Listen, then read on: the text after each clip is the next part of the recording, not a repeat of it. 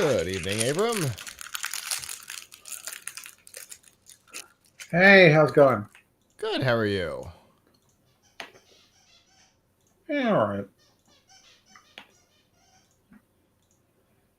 Let's see. You're Abram. Boop. Are you able to hear that? Hear what? Okay, well, that's a good sign. I hear a squeaking noise. Yeah, that's it. Oh, Okay. this is supposed to be you, not me. I'm paying attention, I swear.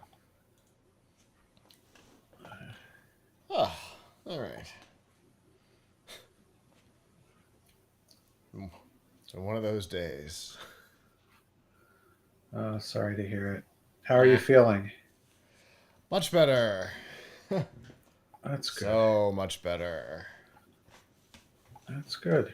Yeah. Yesterday was rough. This afternoon was rough. But I'm doing okay now. Well, that's good. All right. Did you see the articles? Yes, I saw the articles. Excellent. So, And what are we pointing at?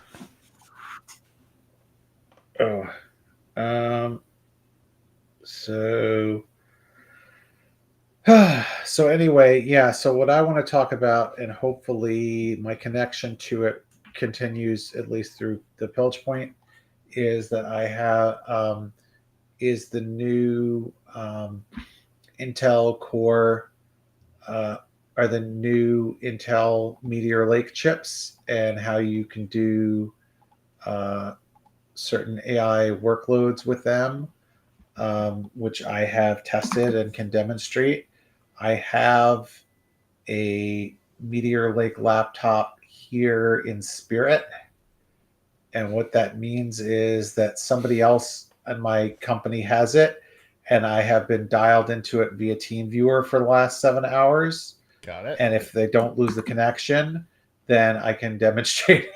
If not, I can demonstrate what it would do on my computer, since it doesn't. It's all the same stuff. It's just it does it a little bit better, or maybe not better. It does it. Put it that way. So anyway, that's the that's the story. Okay. Sounds good. All right. I think I've got everything in place. I put some red and green wash lights behind me. Okay. In addition to the Christmas trees. I decided to go all out this year. Cool. All right. I think I've got everything. That's all set. All right. Well. All right, I'm good to go if you are. Yep, I am. All right.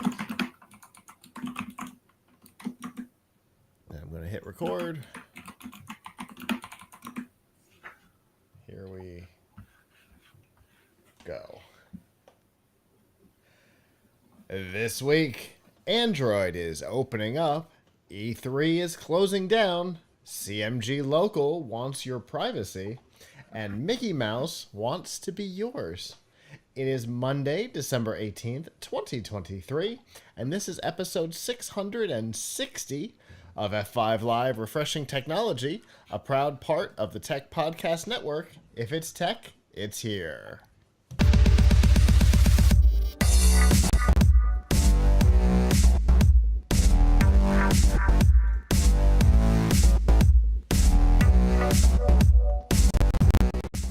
Wherever you are and however you're accessing our show, whether it be on social media, Facebook, X, Instagram, or Snapchat, through our live streaming services, livestream.com, Twitch, our new friends on Kick, or YouTube, where you can join the community and get ad-free episodes of F5 Live and Pilch Point, or of course on our website, PLUGHITZlive.com. Thank you for making us a part of your day.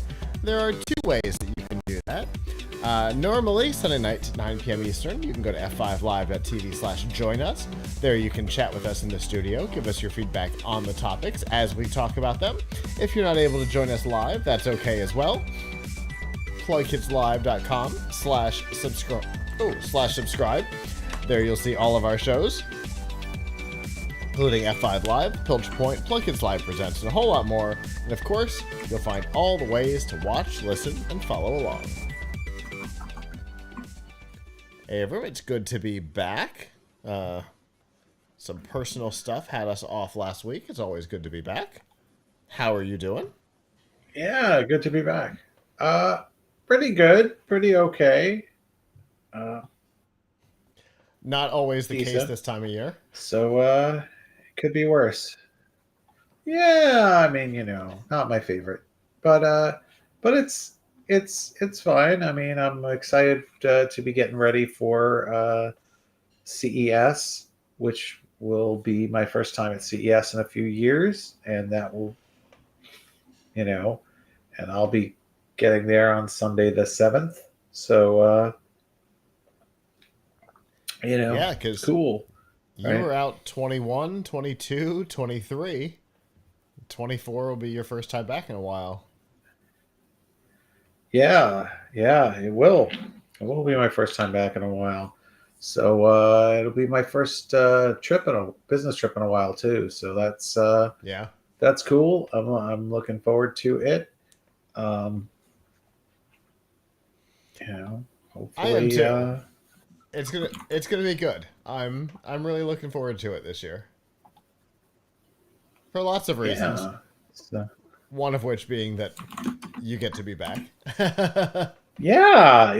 I'm really psyched to see everybody, to see you especially, uh, and so it's going to be really cool. It's going to be cool to be there. I'm really looking forward to it. And you guys obviously will have coverage all week and beyond on Tom's Hardware. Yeah, yeah. No doubt about it. Uh, so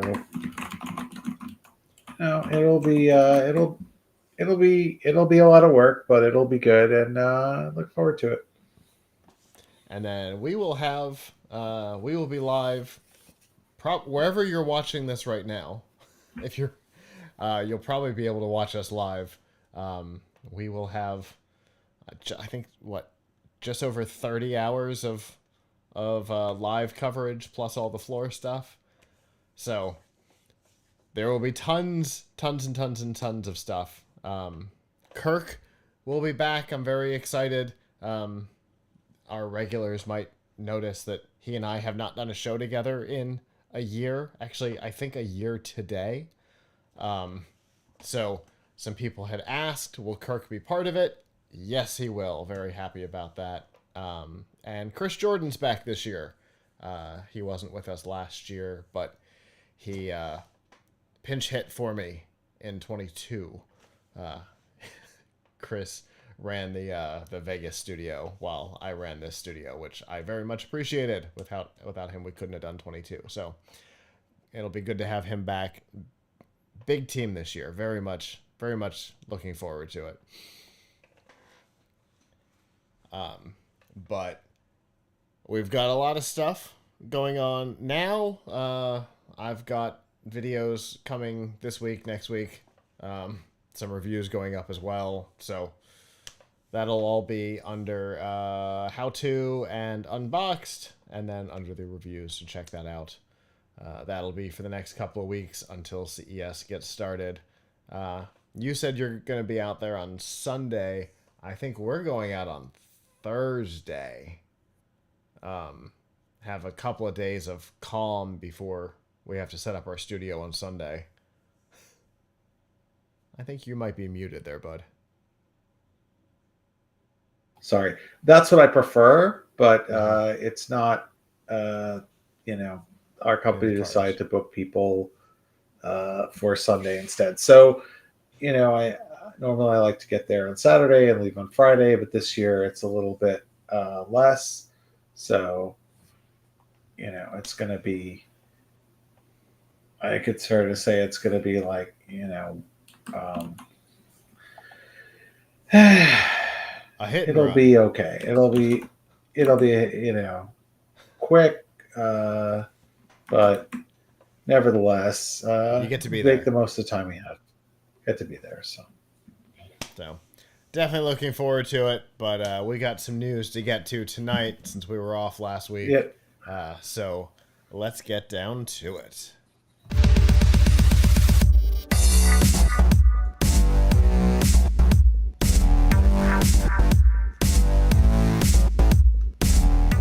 This week's Nifty Gifties on F5 Live Refreshing Technology is proudly powered by the Microsoft Store. Whether you're looking for a new laptop, tablet, Xbox, games, or a whole lot more, you can get them at the Microsoft Store. Remember, current students, faculty, parents, and active military can save up to 10% off almost everything. To browse the products and learn more about the discounts, you can go to f5live.tv/Microsoft.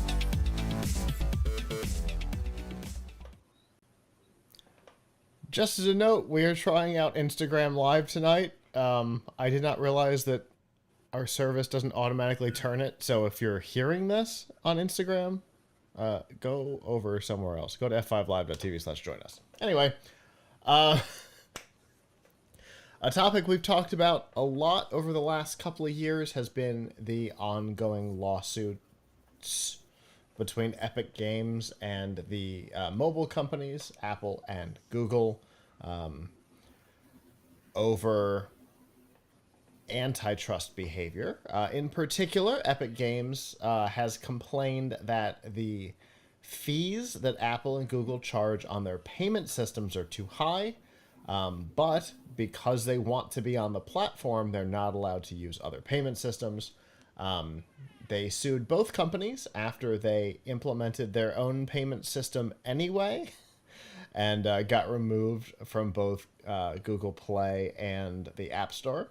The suit with Apple went through first, but this week, the Google suit got its verdict. And interestingly, it could not have been more different than the results of the Apple suit. In Apple, there were 13, I think, charges. 12 of them were found in Apple's favor. Only one was found in Epic Games' favor, and that was the payment processing, the primary complaint that started it all. In the Google case, however, 100% in favor of Epic, which was surprising. There were not the same 13 complaints, though. I think there were 11 in this one. Yeah, there were 11 in this one, but it was a unanimous yes in favor of Epic on all 11 complaints from all jurors. So, a very different result than in the Apple case. Epic has appealed in the Apple case. Google almost certainly will appeal in this one. So none of this is done, although the payment system changes theoretically are supposed to be coming to Apple possibly any day now, maybe the beginning of the year, because I think they lost their injunction to hold it off until the appeal.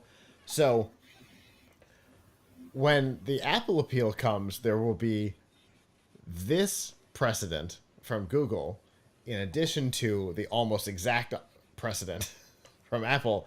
The whole thing's fascinating. I have no idea what's going to happen next in this, Abram. It seems like it's the most unpredictable thing ever, even more than the Google Oracle thing was. Yeah, who can say? I mean, Google has had some poor, I don't know, luck in court.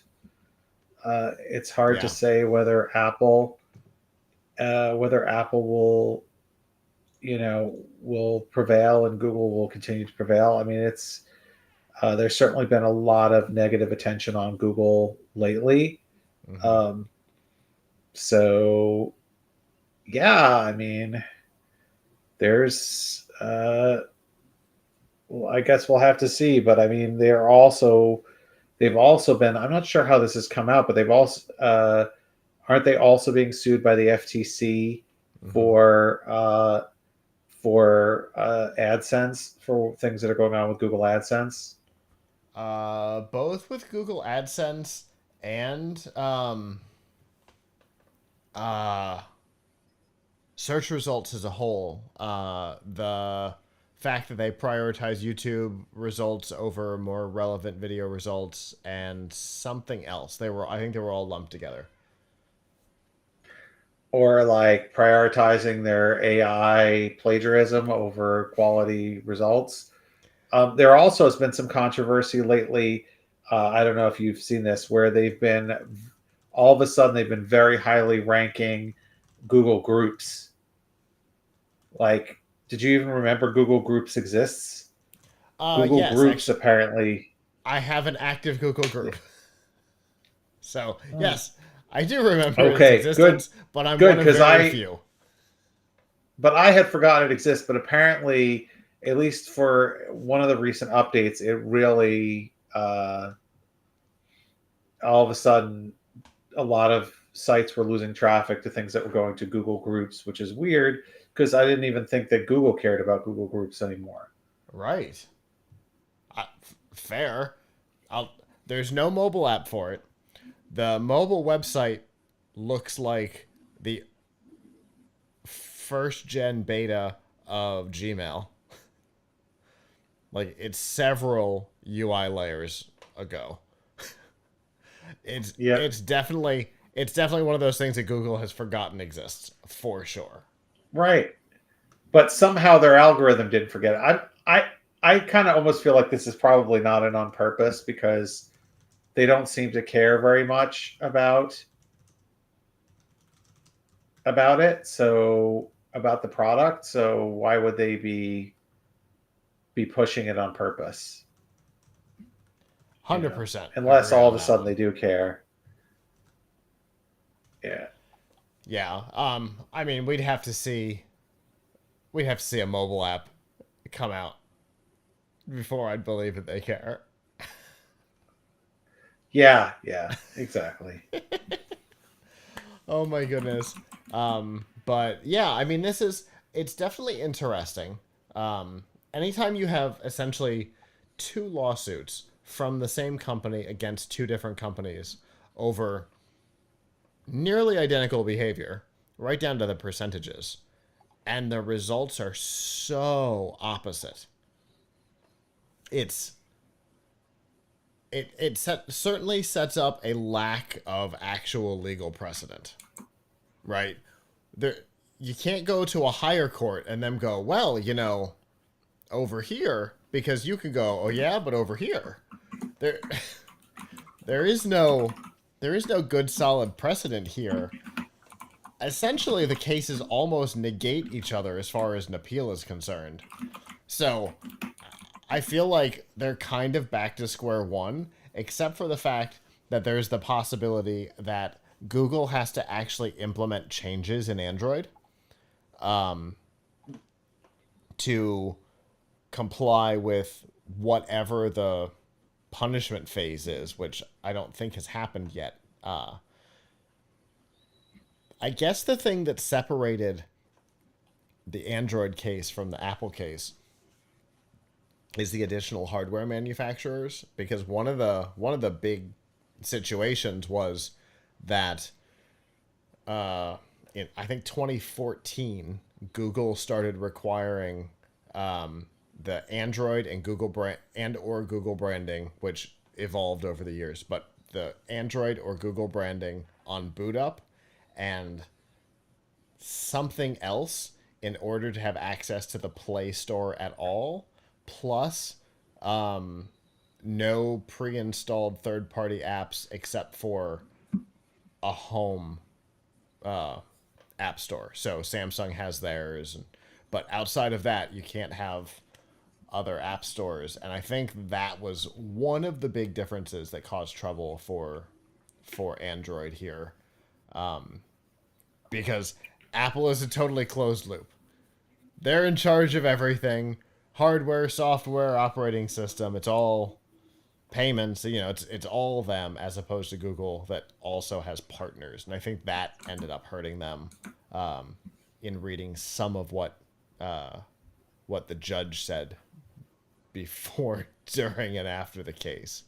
I think that ended up being a problem for them. So there is a bit of difference, I guess, in an appeal. But it seems like, as far as Epic is concerned, it's kind of a clean slate going into appeals. I don't know. It doesn't seem like either one helps them too much, except in an appeal for Google, where, you know, they've already won on those particular merits. But I mean, obviously we're going to keep following this. It holds a lot of potential for change, particularly in the Apple ecosystem, if an appeal goes the same way as Google. For payments, for app stores. Epic wants its own game store on Android and iOS. That's my... Right. Yep. They want the Epic Game Store to be available everywhere, including your phone and tablet. And Google and Apple don't. I mean, it is on PC. It is on PC, so you know, right? So yep. So we'll see what comes of all of this. Again, it's not going to be a short thing. When you look at what happened with Google and Oracle, that thing took a decade to resolve and made it up to the Supreme Court. Yeah, so, this is going to be forever. Yeah, this is going to take a long time, and any changes will likely take time past that as well. So, for now, Epic has their win. Whether or not Google will have to make any changes in the meantime before an appeal is anybody's guess. But we'll keep watching it, because there's a lot of potential changes that could come out of it.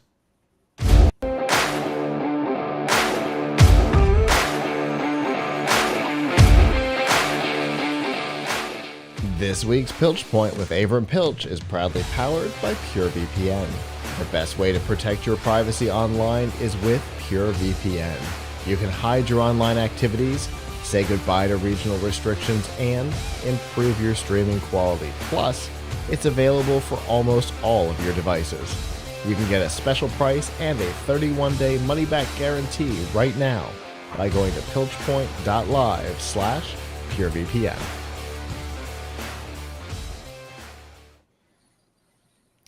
All right, so some new stuff happened this week, Avram, and I think you might have some stuff to show. We are at... So normally at this time of year, when you're talking about like right, a week before Christmas, you don't normally see new products coming out. You don't normally see a whole big release, but we did.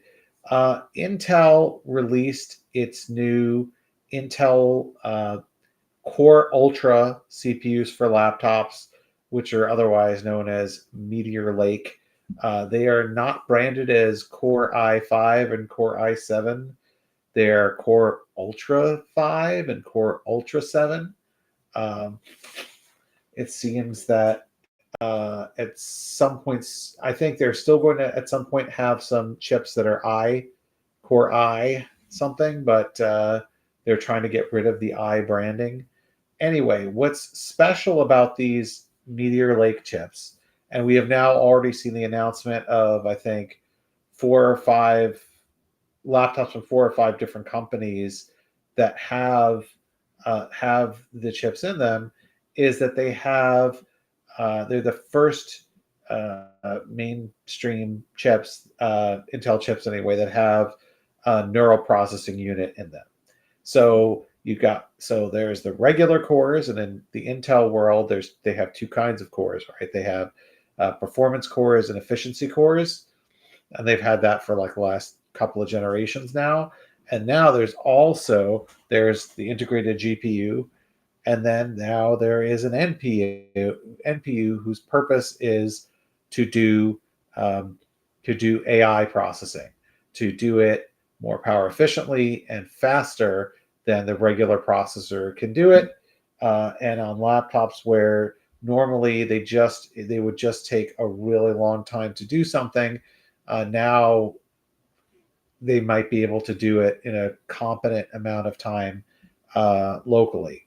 And what I mean to do something, I mean to do something to do local generative AI, or other forms of AI. As we know, a lot of AI right now takes place in the cloud. You have, you want to have an image generated, you go to a site like Stable Diffusion and you use their services. You want to have a chat, you go to ChatGPT and you use their services. And it's all taking place in the cloud. But there's a lot of drawbacks to the cloud. Besides the fact that you need an internet connection, a lot of these things use up a lot of processing power. So if they're not charging for them currently, they will be charging for them. Obviously, there's some really serious privacy issues with anything that you're helping to train their bots every time you use them, and they could have information about you. So obviously, um, if you want to use AI to do anything from generating an image to transcribing an audio recording to making some music for you, uh, it would be better if we could do those things locally.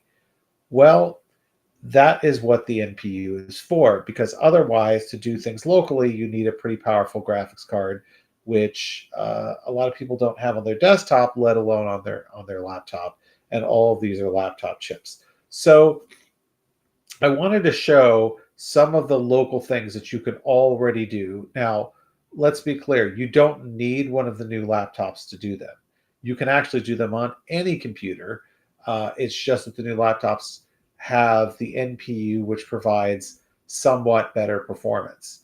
In fact, let's see how much. So I have one of these laptops I'm connected to uh, over TeamViewer, and hopefully we don't get cut off from my connection while I'm sharing my screen.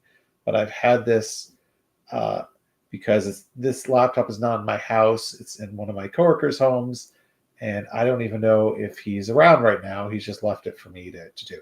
So what we have here is we have GIMP, which is a popular image editor that many people are familiar with, and there is a Stable Diffusion, which we know is an image generator plugin for it.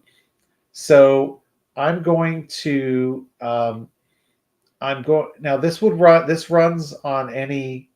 This will run on any computer, right? You don't need the NPU, and it runs decently on without the NPU. In fact, here we are. We're going to have it create a square image for us, and I'm going to have it use the CPU, not the NPU, for this. I'm giving it a very simple instruction: cat driving a car. I'm going to hit generate. Um, so um, you'll see it's going to take about a minute, maybe 50 something seconds to do that, to generate this image. Um, I don't love this model, the Square in 8, because it makes everything look like a painting. But the photographic models don't give you the option of using the NPU. So I'm going to do this with the CPU, and then I'm going to go do it with the NPU so you can see the difference in time. The difference in quality, there's not going to be one. It's just going to, it's going to be the same level of quality, but you're going to have it happen faster. So you see it's almost done. This isn't that bad, right? I mean, this is using the CPU, and older CPUs aren't that much slower than this. When you're using the CPU, they might be about the same. Like a 13th gen Intel, the prior gen was about the same speed. So there's our cat on a car. And how long did it take us? Well, we can see here it took 59 seconds. If you add the decoder part, it's another 5 seconds or whatever, but it took 59 seconds to do the processing. Now, if we go again, there's a bunch of different plugins here, by the way. There's style transfer, super resolution, which upscales things, and semantic segmentation, which just does some kind of color changing thing. But to be honest, the other ones don't take more than a second, and they don't really time it. So the Stable Diffusion is the good test. So you see here, we can go here and we can change two of these settings to NPU. When we do that, we have to reload the model, which takes a few seconds. And then we can do this again, and you'll see that it's going to take significantly less time. Also, while we're doing that, let's have a quick look at our task manager and see what's going on. So you see here in our performance manager, the CPU is only being taxed at like 10%, which is not much, but there's an NPU here and it's going at 100%. So this is more power efficient. If you were doing it on battery, you would care. This allows better multitasking because your CPU cores are not being taxed here and your GPU is not being taxed. It's the NPU that's made for this stuff. So while I was talking, it finished, right? Again, I don't love these kind of picture style. I more prefer, this is what it looks like if you can do it, if you do the photographic version model, but the photographic model for some reason isn't available with the option to use the NPU. So I'm just showing these to demonstrate the performance, not because it looks fantastic. But anyway, you can see this one took 31 seconds. So we had an improvement. It was nearly double the speed by using the NPU. So, and without taxing the rest of the computer. So that's what the NPU is doing. Another example of something that you can do locally, and again, you could do this today, is Audacity. So Audacity, for those who don't know, is a free audio editor, and there are several different plugins. These all come from Intel's OpenVino project. So first of all, there is a music generator. So if I do OpenVino music generation, this I can also assign to the NPU or to the GPU. I'm going to say that I want 30 seconds of jazz. For some reason, the interpolation steps work much better if it's 6 than the default, which was 10. And I'll make this go, and it'll take, never mind this calculation, it'll take about 3 minutes, right? So that, so while that's going, you can see that there's other things. I got another window here. There's other things that you can do with your audio if you, for example, import audio, right? You can use whisper transcription. Oh, you have to select. Sorry. You can use whisper transcription. Now, this window over here is actually on my local computer, so you can see NPU is not an option, but it's still going to work fine. GPU is not going to actually use the GPU because anything that is made by Intel with OpenVino is only compatible with Intel GPUs. So unless you have an Intel Arc GPU, it's not going, the GPU is just going to use, if you choose GPU, you're just going to get CPU. But anyway, even so, it's only going to take about 50 seconds. It's only going to take about 50 seconds, and then we're going to get our transcription. Meanwhile, the music. How long is the audio you're Is transcribing? 23 minutes. Perfect. 23 minutes. But I want to point out, I have not figured out how in this tool to make it use a better model. This is using the Whisper. So for those who don't know, Whisper is OpenAI, the same people behind ChatGPT make Whisper. And wait, what happened? Did it give me? Oh, right. Oh, this is. I'm sorry. I went one thing and the other. All right. So this is my jazz playback, which unfortunately is on a rote machine. I don't think we can actually hear the audio. But if you look at how long it took to generate, this is 30 seconds. So the music was 30 seconds of audio, right? And that took 102 seconds to process with the NPU. It takes about 30 seconds more without the NPU. Now, this other thing that I'm doing here with the audio, I mean with the transcription, that is 23 minutes of an interview that one of my coworkers did, and we can go to the log and see how long that took us. And the log says 60.9 seconds to do 23 minutes of audio into text.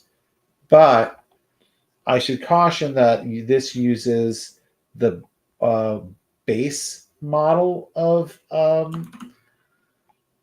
the the base model of Whisper. You see, it says base. I have to figure out how to actually make this do like the large model, because the quality of the transcription is better if it's a large model, and that will take longer. But you can see this was on my desktop, and it did 60 seconds. What it does on the NPU is about 50 seconds on the laptop. So you can see that you get you get a lot of there you go. So you get a lot of performance out of having the NPU. It allows you to do all kinds of stuff. Another thing that you can do with it, for example, is if you have a noisy audio. This still takes like 10 minutes even with the NPU, but you can select the audio. This is, again, the same 23-minute clip had a big, noisy background. You can do a noise suppression that works really well. You can tell it to remix the style of the audio, or even to separate into different tracks. So those are all things that you can do with, and it's all taking place locally after you've downloaded the models the first time. It doesn't require the internet. It doesn't ping the cloud. So these, again, these tasks are still, they're optimized for Intel. So if you did, if you want to run them on your GPU, you have to find a different plugin or a different app to do it. There's a lot of, how can I put this? A lot of, there's the standards aren't quite there in terms of who, which hardware is supported for these things. So, I mean, the Intel stuff will work with AMD and it will work, but it just won't it's not optimized. Although, ironically, we tried these same workloads on some AMD laptops that have their own AI processor, and they did really, really well. On things, it doesn't allow you to select the NPU on them because it doesn't recognize an NPU, because it's not called an NPU on AMD or whatever. It doesn't recognize an AI processor on them, but it actually outperformed the AMD chips, actually outperformed the Meteor Lake chips when both were just set to CPU. So, pretty decent performance. But I think the idea is you'd be doing more local AI. Now, obviously, I have mixed feelings about people using generative AI to do things. These are just a couple of examples of things you could do with generative AI. One of the things that we were told is a big deal by, I think Intel is pushing this, and Lenovo, who we met with, they're pushing it. Or I don't know if they're pushing it, but mention it, is Rewind AI, which is like an episode of Black Mirror. Have you heard of Rewind AI, Scott? So I've heard the name. I just don't remember what it is. It does sound Black Mirror-y just from its name, though. Okay, so Rewind is, so right now you can get it for iOS, but they are making it for Windows, and they are also making a pendant you can wear. So what it does is it screen grabs everything that you do all day long, and then and logs it, and then you can ask it questions based on your day, based on what you've done, and it will answer you, and or it will also put things on a to-do list or whatever. So it is watching you at all times. And to make it even worse, they want to come out with they're coming they claim that they're coming out with a pendant like that you wear around your neck that's always recording and feeding via I guess it's feeding via Bluetooth to your phone. Um, and so like if somebody says to you like, oh hey honey, can you pick up the kids at 3 p.m., it'll decide to put that on your calendar or whatever, or it'll remember everything that was said in your vicinity. uh, it is a privacy nightmare in my opinion, but the It's fascinating. but We're gonna we're yeah. literally gonna talk about something similar later Oh in the yes, show. yes, right. So you've got no privacy in this world, but how many people are kind of walking into like deliberately violate, asking, please let me and everyone around me have no privacy. But Yeah, to it's not get normally just distracted a from the conspiracy theory. yes, now you're part of the conspiracy. Also, don't you remember when all the people were being like the glass hole stuff, where Yep. people were very upset about, about, but oh, hey, I'm really worried that people who are wearing Google Glass are going to record me and I'm going to have no privacy. Meanwhile, Google Glass has a light on it. It's very low. It was a very low Yeah. resolution. Like there, Fast this food is like restaurants banned them in the restaurant and in the drive-through. I mean, I'm not saying it was a good thing, but I'm just saying like there now we're asking to have now we I mean, granted they haven't come out with their pendant yet, so who knows how that's going to go over. But Mm-hmm. the idea is that at the very least it will read your entire computer screen. Um, Yeah. so No. everything that you do, every chat, whatever, it'll be watching you. Yeah. And this, No. but No way that could possibly be a problem for someone like us that gets embargoed content and right. I mean, terrible. allegedly, the fact that you're going to use your NPU to do all this processing is going to be really good for, keeping it private, I guess, because then maybe the data can't leave your device. On the other hand, my understanding about Rewind is that it's supposed to also synchronize across your devices. So how can that happen if it's staying on your device? Like, I don't know. We haven't that stuff is in some beta that is apparently not available to the public yet. So I cannot say for sure how bad it's going to be, but it sounds extremely creepy. But if we take the creep out of it and we just stick to the technology for a second, the having it basically look at everything on your screen and not read it as like text, but apparently read it like OCR, almost like pixel by pixel, what is coming onto your screen, um, and then use that to learn about you, and I guess help you, um, requires a fair amount of processing power.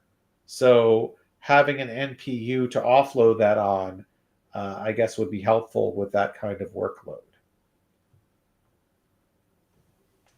I am currently reading their privacy policy. Uh, it was one of there was an FAQ at the bottom of the page. It was like, "What about my privacy? Your privacy is very important to me. Click here for more information." Like, okay, I will. Yeah. The guy who runs Rewind was on stage with Intel CEO Pat Gelsinger back in Intel Innovation in September, and kind of hinted at this and was like having was sort of hinting that maybe both he and Gelsinger wear hearing aids, was kind of hinting at maybe the hearing aid would be able to record things. Um, so yeah, I I mean mean, that's kind of if it's a Bluetooth connected hearing aid, of course it could. yeah, right. I guess the point isn't that you need special hardware, right? Anything can record, and I think we'll get to that in a minute, right? Um, uh, so who knows? I guess I'm just saying it is a little bit on uh, the messed upside. Yeah. Um, let's Now, I don't know if this is going to work, but real quick, I'm going to try to play. I'm going to see what happens if I attempt to play the jazz. Can you hear that? No. Now, now, I think it's. I Ja- think. I think it's coming out of. Um, instead of coming out of my. We want it to come to loop back, right? To come out mm-hmm. of the. That's always a challenge. Uh, uh, recording device, playback device. Can I do that? All right, never mind. I was going to play you the Well, if you s- exciting Casio Music Maker like um, song that we made. well, if you Um, save the file and send it over to me, I can play it in the final version of the episode. okay, okay, we'll do that. I will save it. Believe me, folks. You're not really missing anything because it sounds like uh, it sounds like one of the buttons on like I don't know if you as a kid had a Casio music maker. My daughter has one now. I mean, it's not really technically Casio, but you know what I mean. And they had the little like beats that you could get it to play by hitting the button at the top. That's what it sounds like. I've got one in the room here So somewhere. you I know, don't know where it is, so but there's it's one somewhere in this room. so it doesn't sound good. I'm not saying it sounds good by any stretch of the imagination. Um, but So it's not going to be new but theme music. Is that what you're saying?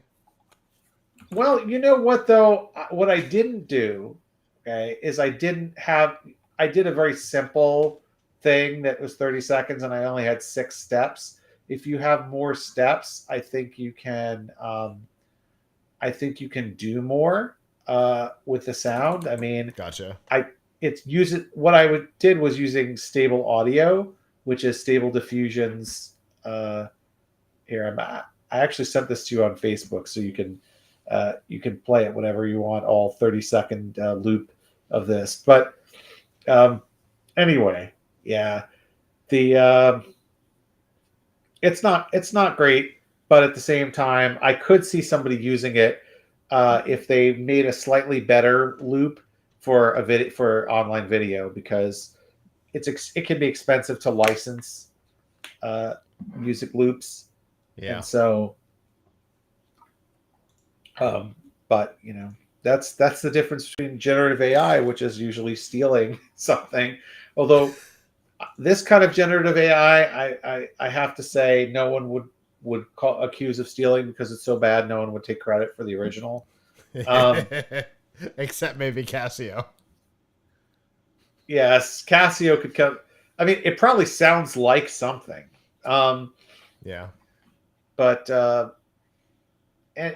anyway, so I guess what I'm saying is new laptops have come out and are more coming out with Intel's chip. With Intel's new Meteor Lake Core Ultra chips. What that heralds is the beginning of having neural processing units directly in your CPU, which is good for doing this type of AI processing locally. Which, if you're going to do AI processing, doing it locally makes a lot of sense. Although there's an interesting question about how many people really want these features and how much they're going to need to do some of them locally. Like, yes, we want our privacy, but at the same time, I don't know if people care about privacy of their ridiculous audio loop. Um, yes, people want their privacy for ChatGPT, which you can't run locally. But you don't do you need your privacy to like blur to use AI to blur the background on your videos? I mean, that is already most chat software and streaming software already has that built in.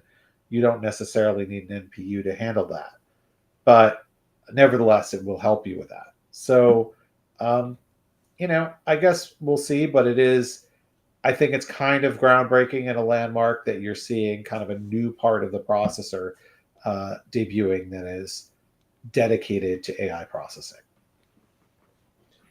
Yeah. for sure. I'm gonna try something. I don't know if this is gonna work.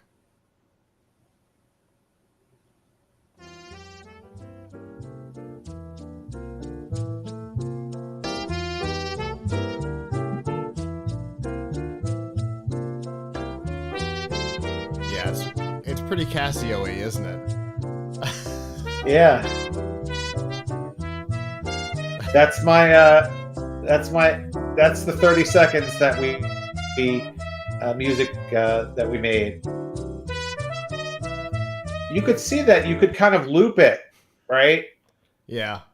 You could sort of loop it, and then you'd have. I mean, I I don't love that one. I will say the one thing about the music prompt, which we didn't talk about, Yeah. is that it is not really doesn't seem to be aware of artists. So when you ask it like, oh hey, give me something that sounds like AC/DC, it doesn't know what that is. If you Okay. I mean, it doesn't say it doesn't know, it just doesn't give you something In that style. that's correct. Or like songs, right? So like I asked it for a song that sounded like Ghostbusters, and it had a song that sounded like a bunch of ghosts. Or Okay. I asked it for Taylor Swift, and it just had like a high pitched like static or something. So it it knows genres, so you can say It, like it could have been social jazz, commentary. rock. Yeah, I tried a bunch of different things. It jazz, rock, whatever you can put. And if you put the Okay. name of the person and jazz or rock, it just gives you jazz or rock. So like Okay. anyway, it's so I don't know whether this is deliberately not infringing on musicians or just the fact that it's not that great. But you can't say like, oh yeah, give me a song that sounds like Katy Perry's California Girls or something. Like it's not that smart. Gotcha. Makes sense. Yeah, it could be because it's simple. It could be because they're trying to avoid getting in trouble. You're right. It could be either. Yeah, and also remember that this is all happening locally. So how much did you have to download? How much of a size of a model did you have to download? Maybe a couple. True. I think it was maybe 2 gigabytes. So not huge. Not the whole corpus of music history there. Yeah. True enough. Not even the corpus of Casio, probably. Yeah, probably not. Oh my goodness. I've got to find mine because now I want to compare them. Anyway, I imagine since you've got hardware, you guys have been writing about this or will be soon. Yeah, so we're gonna have a story up tomorrow or the next day.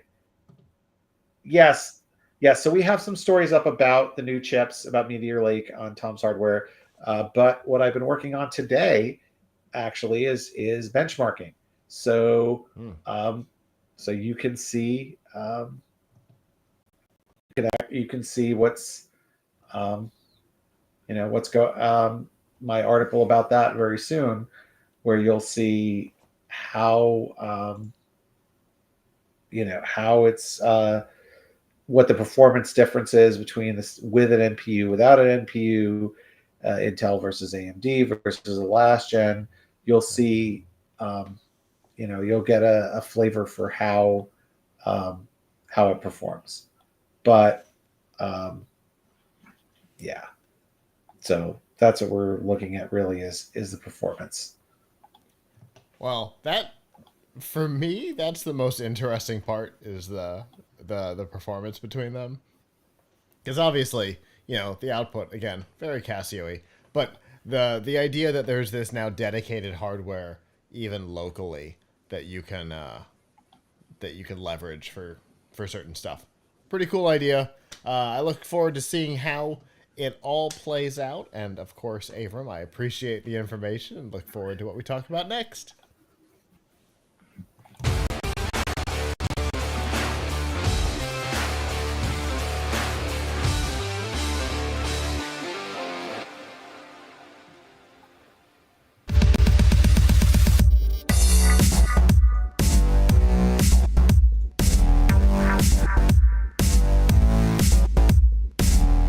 This week's Extra Life on F5 Live Refreshing Technology is proudly powered by EXA. EXA brings the latest technology to gamers, offering the most immersive products for the ultimate gaming experience. They've compiled the best elements of cutting-edge ENC tech, the latest in Bluetooth 5.0 and 7.1 surround, plus extra features into their headsets so everyone can enjoy a sensational gaming experience. And they've got headsets for Xbox, PlayStation, Switch, and PC. Plus, they won't break the bank. Learn more about the headsets that are available and any current promotions by going to f5live.tv/exa.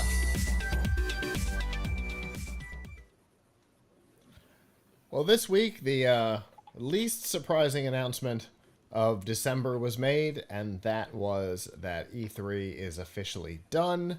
There has not been an E3 in several years now. The pandemic hit them hard because what we learned was that without E3, nothing changed. The experience of learning about new games and all of that changed. If it changed at all, it changed for the better, which was a massive blow to E3 that had at one point been like the high point of the year. But, you know, the big three started to realize that their participation wasn't entirely necessary. They could do their own events. You know, Nintendo, Sony, Microsoft all have their own branded gaming showcases that they do several times a year. The studios have started doing their own showcases. So this one time everybody gets together to be in a room for a press conference where you can't actually write from there because, like what we experience at CES when too many of us get together, the cell towers die. So you end up writing later. So the people who are watching it remotely actually get their stuff up first, which isn't a win. And then when you get to the actual show floor, you stand in line for an hour and a half to play a 2.5 minute demo that doesn't make the thing you're writing any better.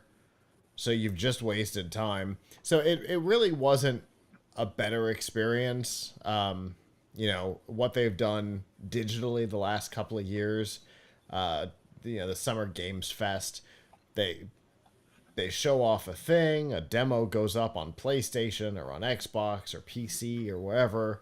Anybody can demo it, and you don't even have to put pants on to cover the press conference. I mean, overall, better experience. We had our own negative experience with the organizers themselves. The group was just slow to adjust to changes in the industry. It was a mess. This was inevitable. But anytime something like this happens, there's always the question: is this an isolated incident, or is it a harbinger of things to come? And of course, because we are like 2 weeks away from CES, the industry is pointing to CES and going, are they next? The answer is no. For a couple of reasons, not the least of which is CES isn't just about the media. It's where buyers go to put their hands on stuff. The executives from Best Buy are going to walk the show floor to figure out what stuff they're going to carry for Christmas 2024. It's more than just a media event, but also CES is not afraid to bob and weave. The way they handled the digital event in 2021 was as solid as it could have been for a panic situation. The hybrid event in 2022, again, best it could have been. When the internet started to really become a place that the media lived, they embraced it hard, while E3 went, I don't know, this internet might be a fad.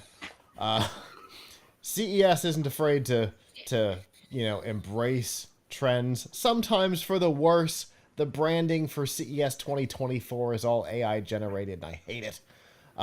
But it's they do embrace trends in the industry and around. So no, CES is not next. E3 was an isolated event because the people were terrible. That's my perspective on it. What do you think, Abram? Yeah, I mean, I think the issue is that E3 games are a little bit easier to do remotely than a show that has so much hardware involved. Yeah.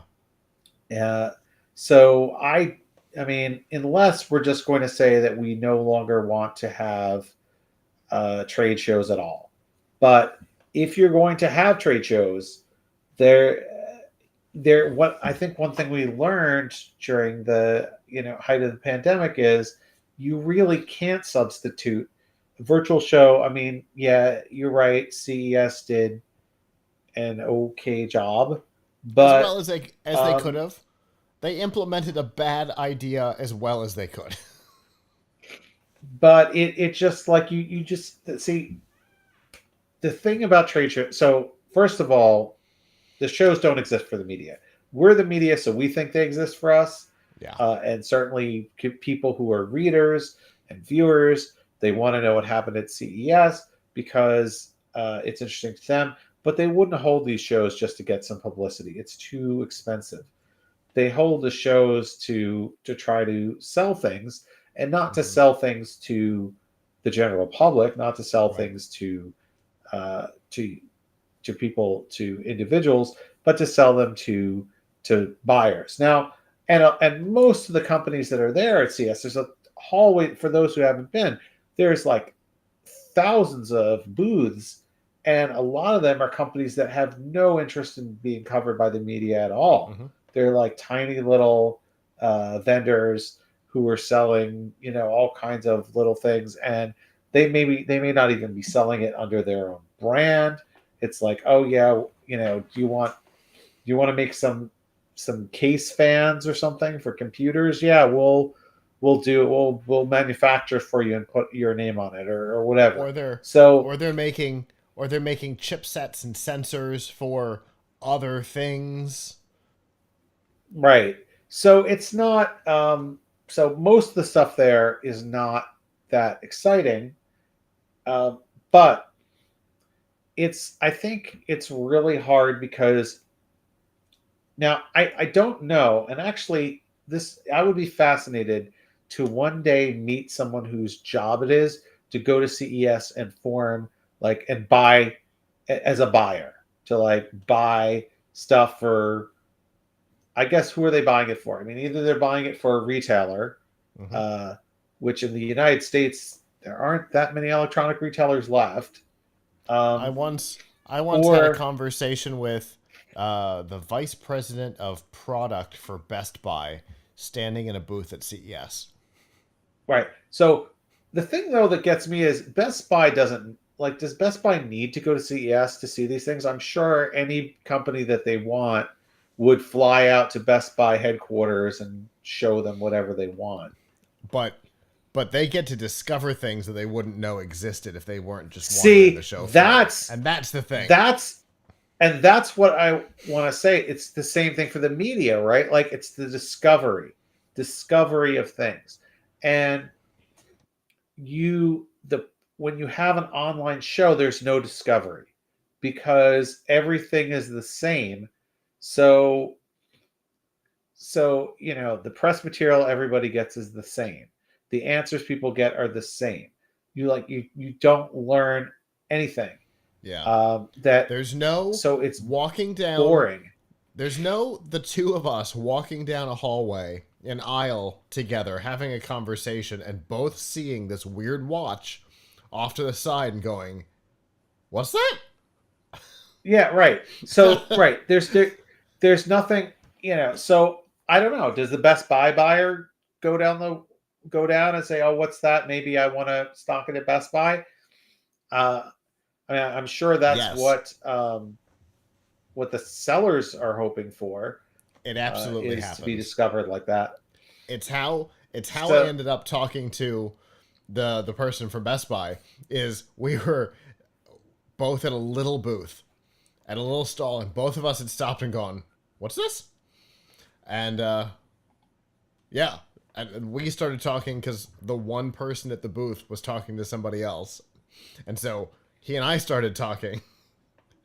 So I'm like, "Oh, you're actually with Best Buy, not just have the logo on your thing like the rest of us."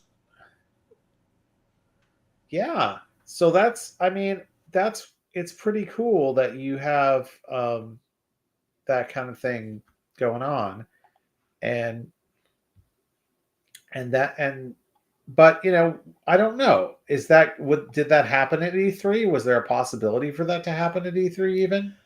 See, E3 was a media event, and that was part of its problem, is they didn't understand what a trade show was.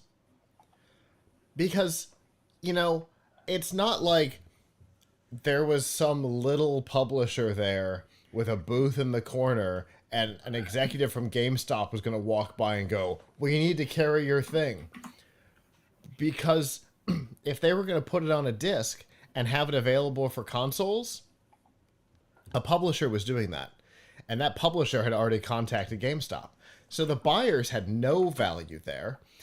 Maybe that's where somebody from Microsoft starts talking to somebody from Bethesda about buying the company, but probably not. It was a media Right. event.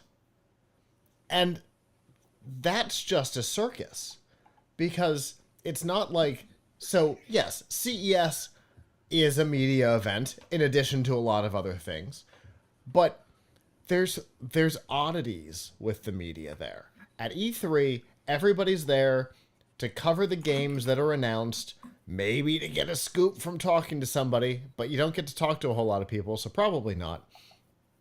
But at CES, you've got scouting producers from Shark Tank.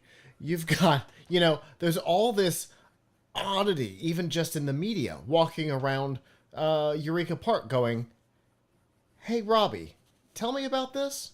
Do you maybe want to come on Shark Tank? Let me get you an application. Let's get started." There's interesting stuff that happens there that may not happen. Again, it's the wandering around and going, "What's this?" That makes it interesting, and lots of different types of people wandering around going, "What's at your booth?" There was none of that at E3. Yep. Yeah, that's the thing. Obviously, when we go to the show, we live for finding the things that we weren't supposed to find. People putting stuff, both things that are out there and we just hadn't heard of because the company is so small, or companies that we do know, but they put something on display that maybe they shouldn't have, or it happens every time. Somebody I mean, packed to some something in a extent. box that wasn't supposed to, and so somebody at the I trade mean, show put it out. some of them are a little bit flippant about it. I mean, there's companies that we know that, for example, like they can show, it's a little bit of a wink nod. Like they can show, now maybe this isn't that important from like a news you can use perspective, but we live for it. Um, they'll have a laptop and they'll say, "Oh, this laptop has the neck." We can't tell you because we're under embargo with Intel or something, or we're under embargo with Nvidia. But this laptop has the next generation Intel CPU or the next generation Nvidia GPU, and they'll leave it there on the table. And then we'll go in, and we'll go into Device Manager in Yeah. Windows, and we'll try to see what it says, and we'll take a picture of it, and that'll be a scoop. Like first, 15th gen, whatever, Intel CPU laptop shown, right? See, and Never mind that. that's why Intel Yeah. announced their new processors now instead of at CES. They're just trying to get out ahead of Uh, that. yeah, I suppose, but what's the next one after? Whatever the next one after. I mean, uh, this is the the one for kind of thin and light laptops. I think they may have more coming for gaming laptops or things like that. But Yeah. yeah, right. It's stuff like that that you look for, or there was a company that makes motherboards, and they had a bunch of motherboards hanging on the wall, and some of the motherboards that were hanging on the wall had like a chipset that hasn't been announced yet or something. Like, what can we really do with it? Not much, but here's a picture of Uh-huh. here's a picture of this motherboard with a chipset that hasn't officially been announced yet or whatever. So, um, you know, that kind of stuff you just doesn't happen virtually. But even just getting a little bit of helpful insight, like, oh yeah, I picked up this keyboard or whatever, and I noticed this, and when I asked about that, it doesn't happen. Like, even Yeah. when they had that, I have to say that, like, it was pretty terrible. Like, I forget which event it was. Was it Pepcom or Showstoppers or one of those where they had a virtual event, and then you could like go into a chat room and chat with the company. And Uh-huh. I think one of the companies, like, they'd come out with something really simple like a charger, and I had a question about it, and they're like, "Yeah, so here's the press release." Didn't even like, you know. But Yeah. I read the press release. I had another question that wasn't covered. Yeah. See, for us, digital CES wasn't for the live show. It wasn't really all that different, except I couldn't reach across the table and touch the demos.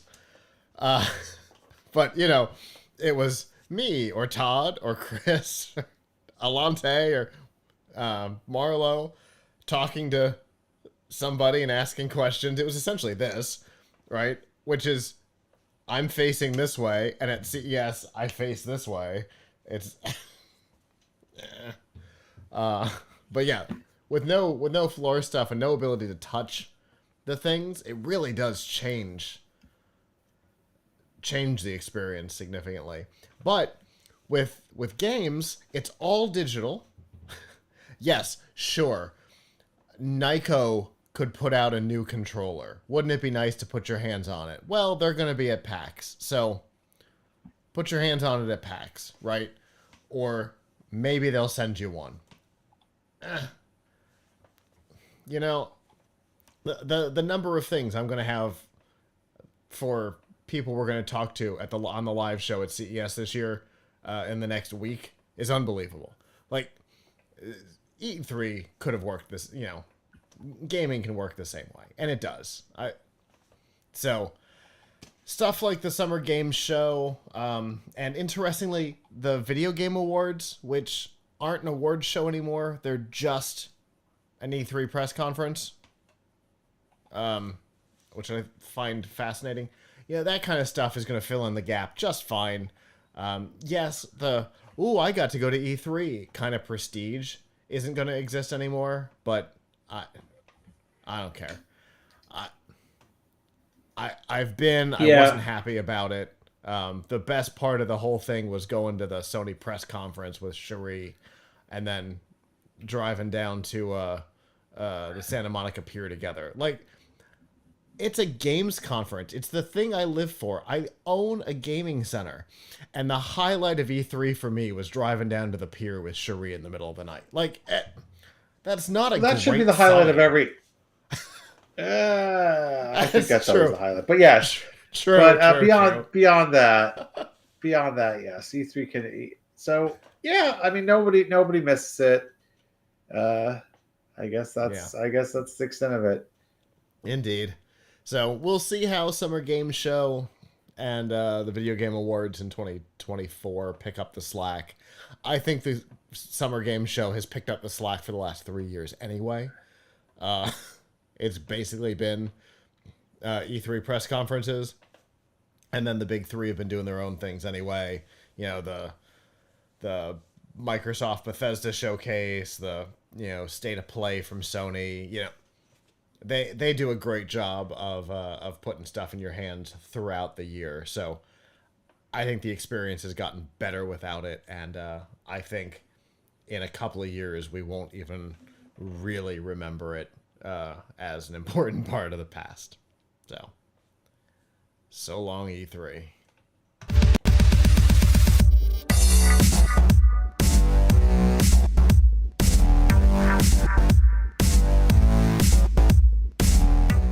This week's news from the tubes on F5 Live Refreshing Technology is proudly powered by Malwarebytes. Whether you use a PC, a Mac, or a mobile device, Malwarebytes Premium is the company's strongest protection ever. It fights threats that traditional antivirus software can't stop, plus, it actively blocks threats like worms, rogues, dialers, trojans, spyware, and a whole lot more. It allows you to use your computer and mobile devices with confidence and peace of mind. To learn more and to get a special price, you can go to f5live.tv/malwarebytes. Speaking of confidence and peace of mind, that was shattered a little bit this week when the CMG Local Solutions?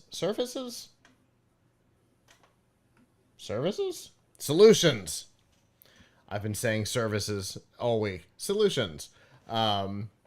Posted a blog post basically claiming that they have access to all of the microphones that surround you.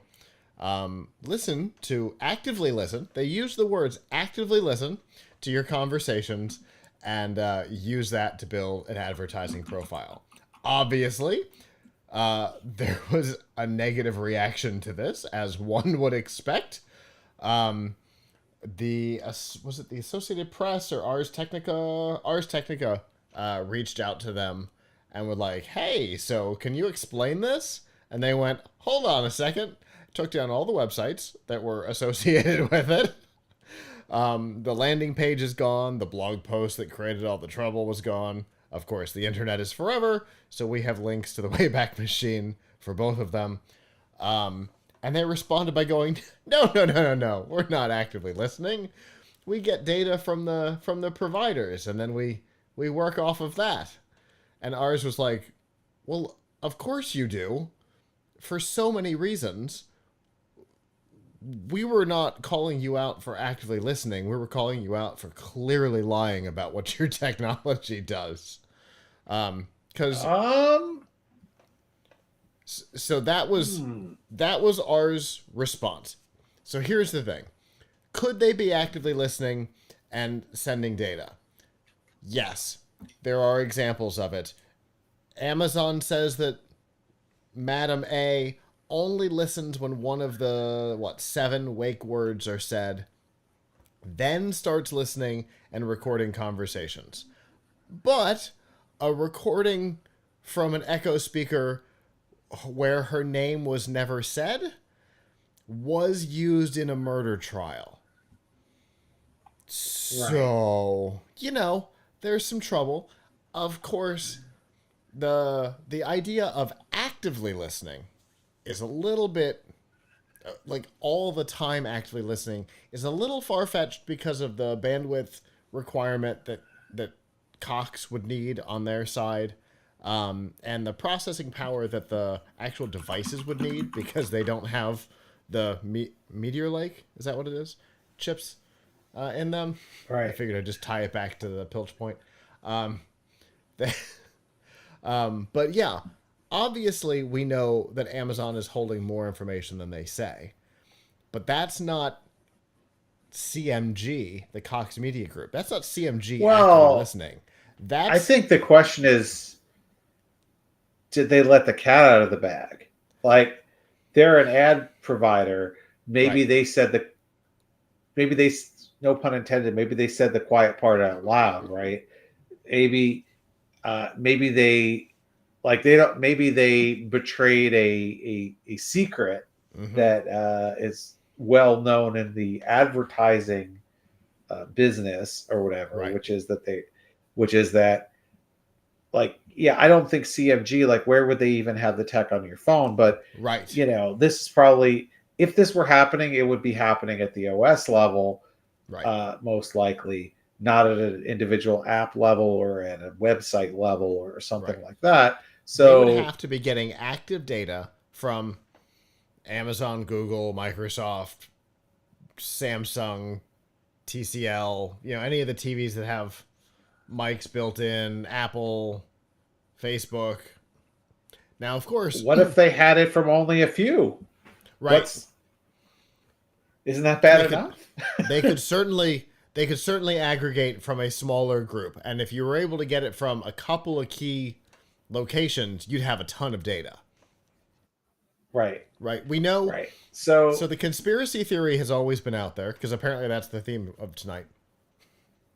The yeah. conspiracy theory has been out there for a long time that if you have your phone near you and you say out loud, "I'm really considering buying a purple hoodie," within the next 24 hours, Facebook and Google are going to show you a lot of ads for purple hoodies.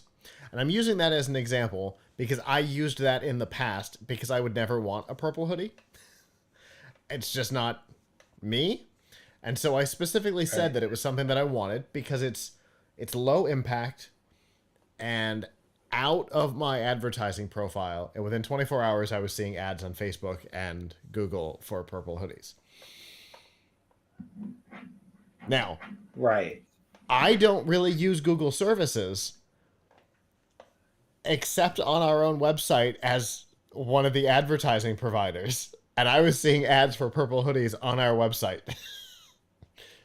And I don't have Google Right. stuff. So, So don't you think that, I mean, it's really scary to think, and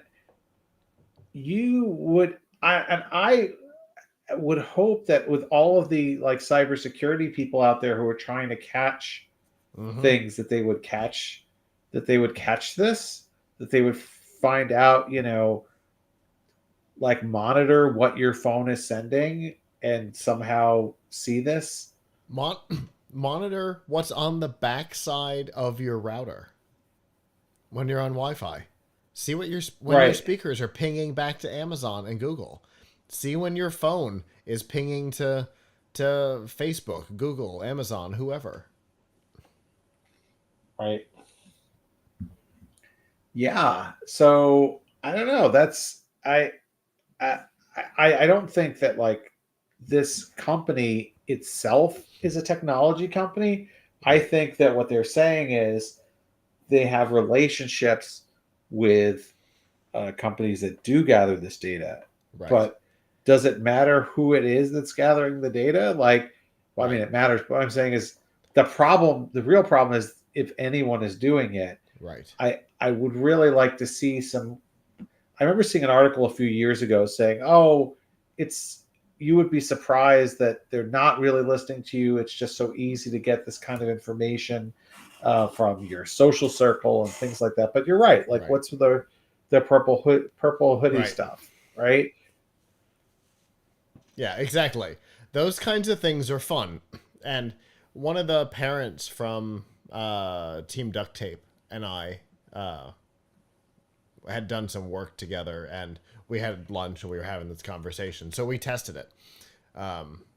We each tested with different devices and different, what we could get to happen. And yeah, I mean, with an iPhone and Facebook, getting ads for the things I said out loud was really easy. So, is it possible? Now, I'm not saying that this makes it okay. That you said correctly so that if they were going to take all the audio that you say and send it off the device, that's a lot of bandwidth. Hmm. Uh, but what if it is? What if what it's actually doing is it's happening on the device and it's sort of saying like, okay, they mentioned something that sounds like a product and it's doing text to speech or speech to text on the device and then sending, which is not that difficult, right? I mean, we have local text to speech on most mobile devices now, right? So what if it's taking what you say, transcribing it, and sending the text? The text isn't much. It doesn't have to send the whole audio. It doesn't have to send the actual audio. So here's a little bit from the R's article.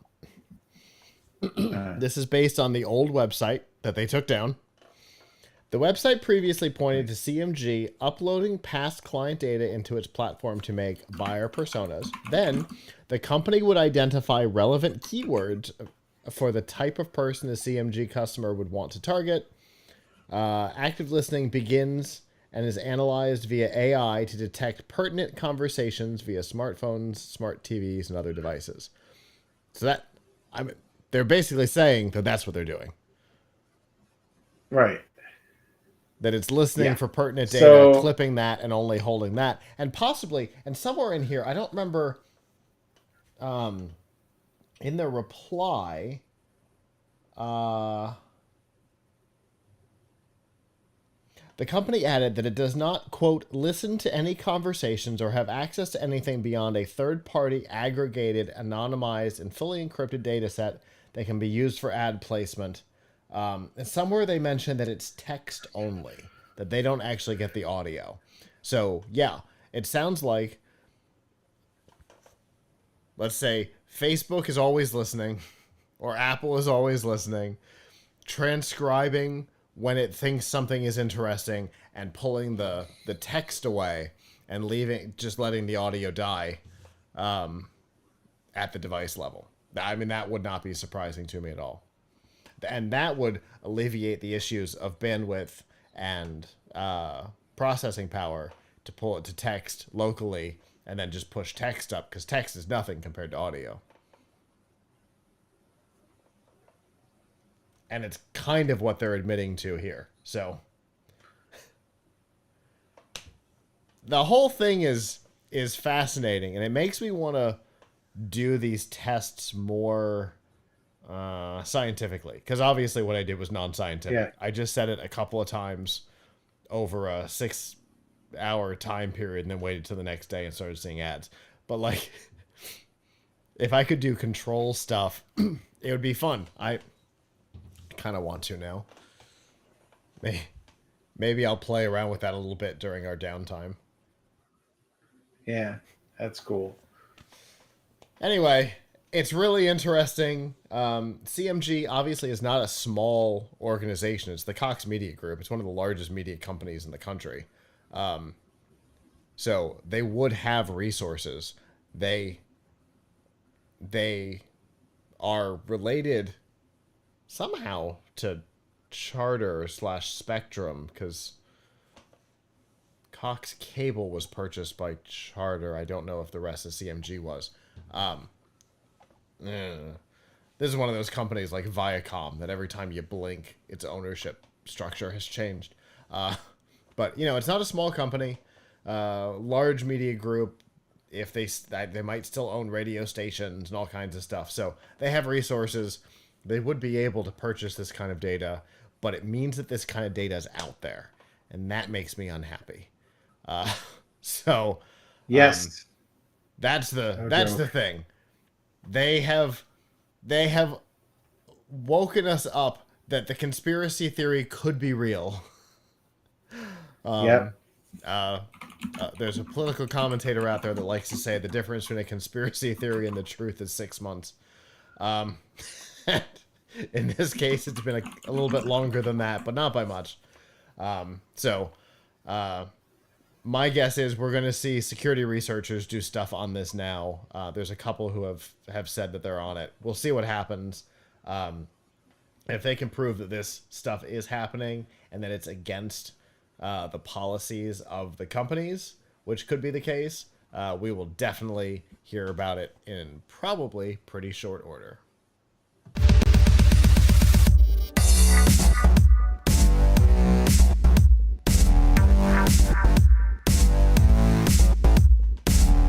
This week's DRM Not Included on F5 Live Refreshing Technology is proudly powered by Amazon Prime.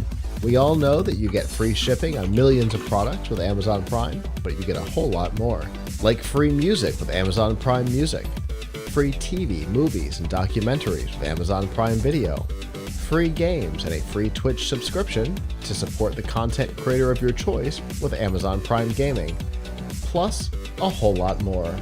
We've got links to all of these features and some of our favorites, plus a 30-day free trial, all by going to f5live.tv/prime.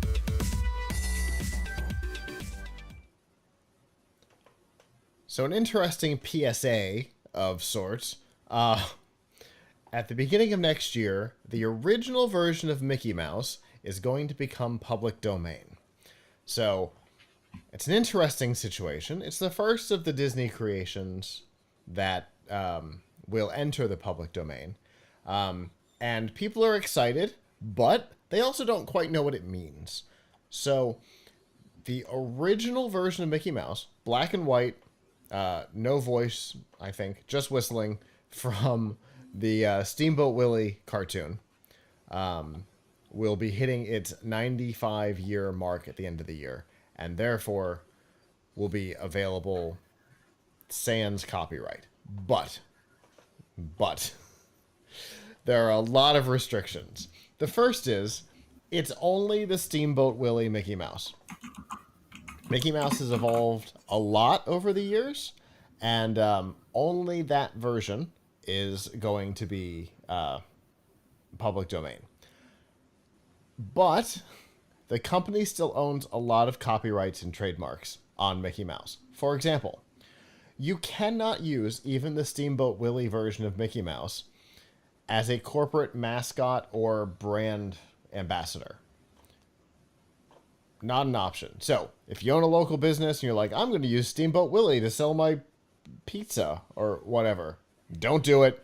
Disney's coming after you. As we know, Disney is a very litigious corporation. They are going to vigorously protect the IP, as they always have. Mm-hmm. And although not litigious enough, in my opinion. In which case? Well, I will show you in a sec. I'm sorry. Okay. I will show you in a second how they have not been litigious at all to Stable Diffusion, who is blatantly stealing their IP. Yes. Well, yes. I suspect they're working something up over there. They didn't exactly say it in a conversation with the Associated Press, but it was kind of hinted at. Because they talked specifically about vigorously defending their intellectual property in all forms of media. So I suspect they may have been talking about that, but yeah, no, there's a lot of content creators that are trying to figure out how to deal with that. I mean, this is a company that sued a preschool for having a local artist make a mural in their preschool. They're not afraid to protect their IP. Now, if you use anything over the line of Steamboat Willie, they're also going to come for you. And the representative was pretty clear on that too. So the thing that's important here is to know the line, and if you can't figure it out, don't get close to it.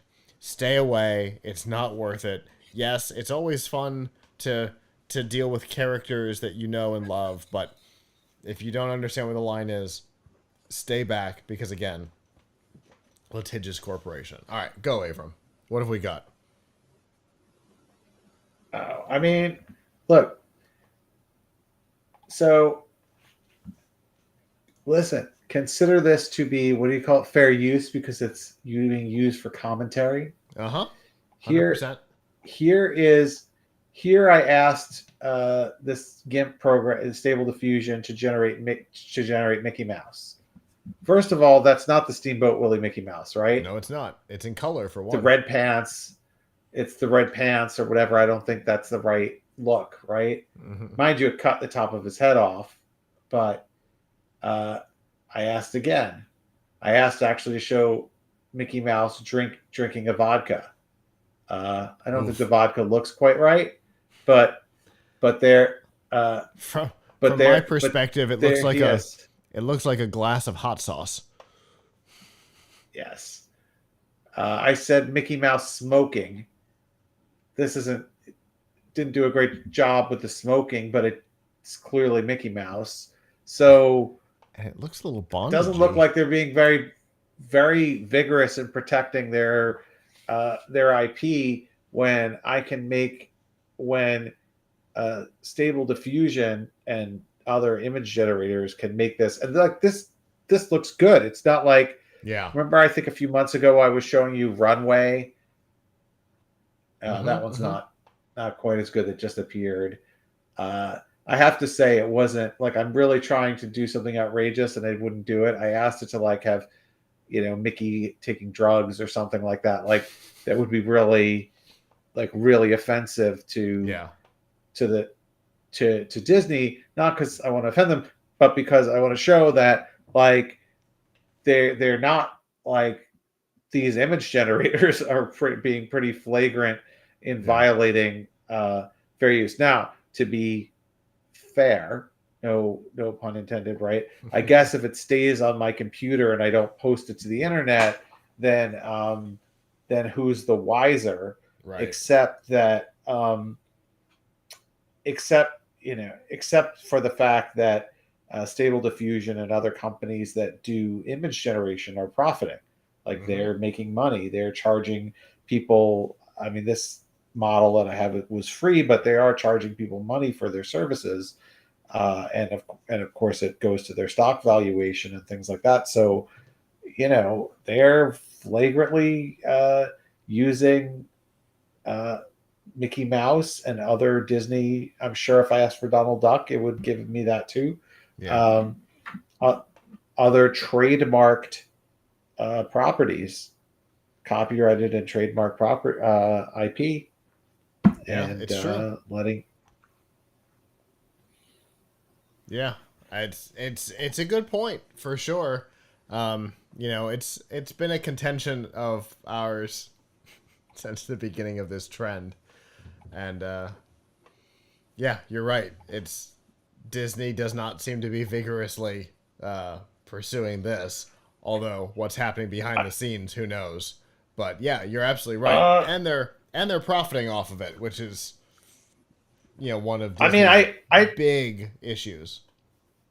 I don't understand why they wouldn't have already issued a cease and desist or sued, Mm-hmm. because we have small time, artists and small time writers suing OpenAI and Yeah. Google and Stability AI, and they don't have the resources that Disney has to go True. after these folks, and you know, and this stuff has been going on for more than a year. So, I mean, I don't understand why they wouldn't protect.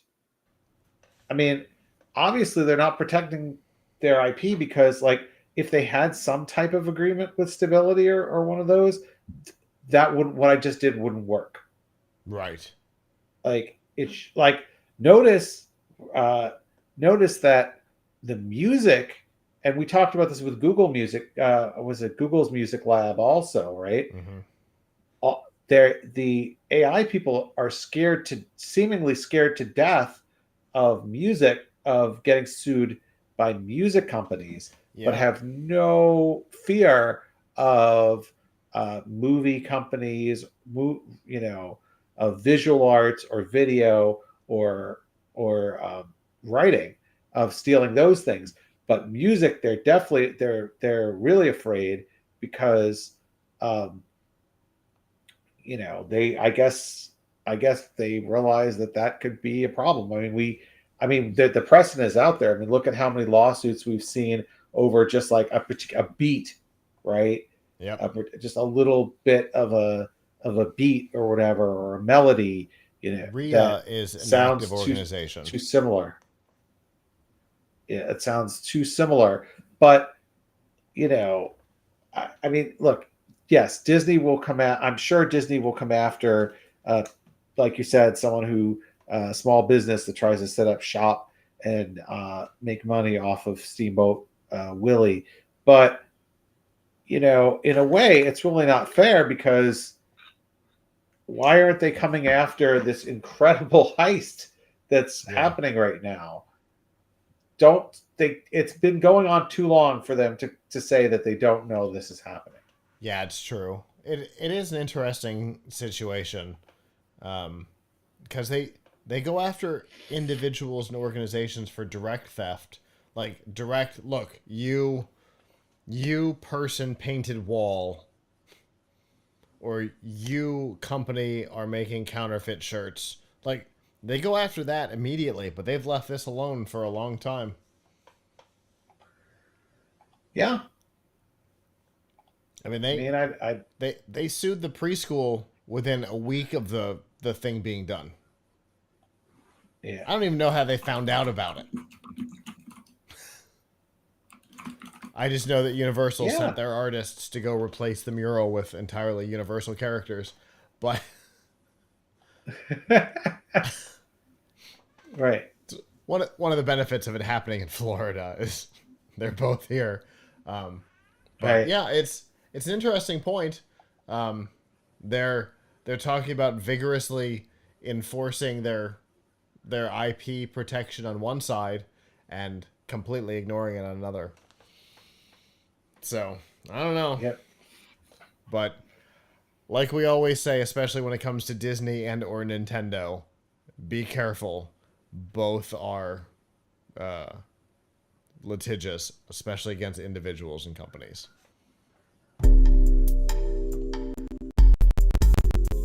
Well, that is our show. Thank you to those of you who joined us live. We always appreciate our live viewers.